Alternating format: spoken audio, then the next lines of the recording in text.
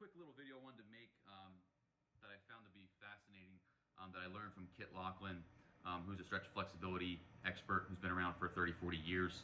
And a lot of his information has been fantastic in just understanding how to create better movement and flexibility and strength in that movement. And one of the things that we started out with that I learned was the movements of the feet, okay, and the toes.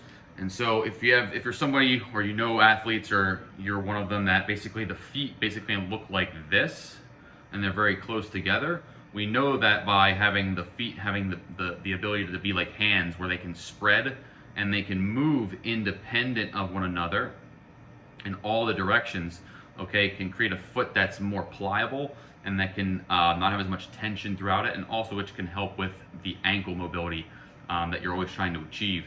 And so one of the things to look at first now is the ability of what is that person's foot actually like and what are the sensations that go through the foot as they're doing these things. And what you'll find out is a lot of times is that these movements in and of themselves are actually enough to be a bit challenging for people because the skin or the superficial layers of the fascia through the foot, just like many other areas in the body, just doesn't really move, or it's not very comfortable to move. And so how we start with some of this process is basically number one is taking the fingers and putting them through each toe one at a time, which kind of creates that effect like the Vibram 5 fingers that you've seen. But fingers are typically a little bit thicker than the 5 fingers, and so what that does is it kind of gives the ability to stretch the toes out quite a bit. And so from there, just getting to that point where the fingers can be deeply into the foot can be just enough for a starting point for somebody because it's pretty uncomfortable. So just gradually working into that.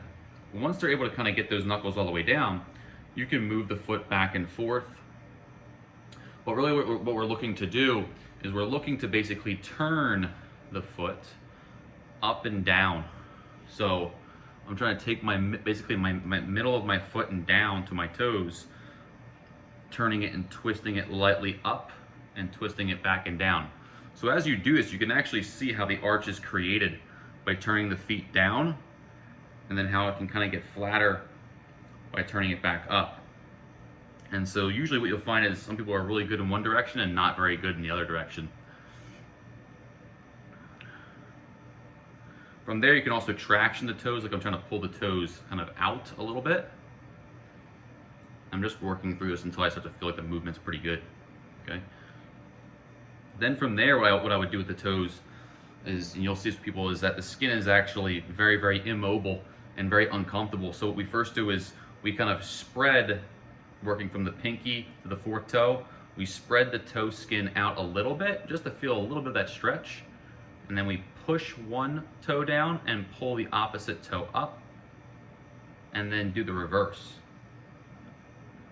And then we work our way next 2 toes, spread. And at first, when I did this a few weeks ago, the skin was very sensitive. You can't pull too hard, you can't press too hard. So, but now it feels pretty darn comfortable to do this. And then we would do that for all the toes, especially ending at the big toe where we spread and move. So if you see people that have toes where the toe kind of comes in and it pushes in like this, lots of times they don't have the ability to kind of have this toe spread and the control once you start moving the toes in space. So then from there, what we do basically is grasp at the bottom of the toes kind of on the base right here. And all we're going to do is we're going to just lightly just turn the base of the foot up and then turn the base of the foot down lightly. And we're just working that part of the foot to move now. Okay? So all this skin starts to move really, really easily once you start doing this. After that, we might do basically an arch stretch. So what we'll typically do is when they're sitting in place is, if this is uncomfortable, have them sit on a pad that's kind of higher up like this. So for me, I might take a pad like this, scoot it up, and then all I want to be able to do is have my hips basically be level, facing forward, so my belly button is straight with my spine. And then what I have my foot be is knee as straight and close as I can, and I want to kind of just move my calf muscle out the way a little bit. And then from there, what I'm gonna do is just very, very lightly is find a position where I can kind of hang out here and be comfortable. So based on the flexibility of the person, you might have them propped up, you know, in a nice solid block. That's okay. From there, what we're gonna do basically is if I keep I'm feeling this part of my foot, the top of my foot. If I lean onto my left side and I grasp my right leg, I'm keeping my top of my foot down on the ground. And as I lean back, I'm getting this nice stretch through the top of my ankle and actually kind of through my arch of my foot a little bit. I can play with my knee position. If I want to slack a little bit more, I can push more through my toes and I'll get more of an arch stretch as well. And I can hang out there and do a few breaths and come out of that slowly.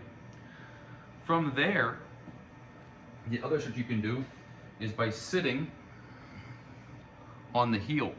So I have my toes up, I have my foot and my toes, I'm just kind of sitting right on that, okay? So if someone wasn't comfortable, I just have them sitting like this. The more comfortable you can put, the whole foot is what you want on the ground. So a lot of times when we're doing feet or ankle exercises, you'll see things like this, where you'll see they're just kind of twisted in some way where they're not really through the whole foot. So we want the foot basically from the base of the pinky all the way to the big toe. We want kind of that pressure all the way through.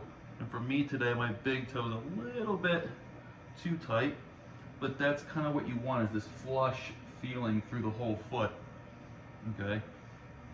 And we would just hang out there for a little bit, okay? Whatever you feel is necessary. Usually for me, it's 1 to 2 minutes on and off. So then the next thing we end up doing is once you start standing up, okay, I already feel like the spread of my foot is way better on my right side in terms of where it was before compared to my left side. Is that now basically I can feel like all my toes are up in the air, okay, and I'm just working on spreading all of them and placing them on the ground as much as I can.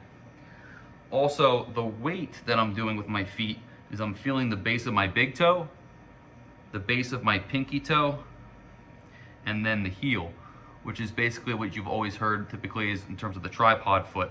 But once you get those feet to be able to splay out and then put them down, the arch becomes so much more prominent and the feeling becomes so much more effortless than just working a bunch of ankle drills when the feet don't actually even splay out and move and they don't have this better dexterity. So once you can get to that position, it's much easier to create an arch and it's much easier to work through all the movements that you typically do through the ankle.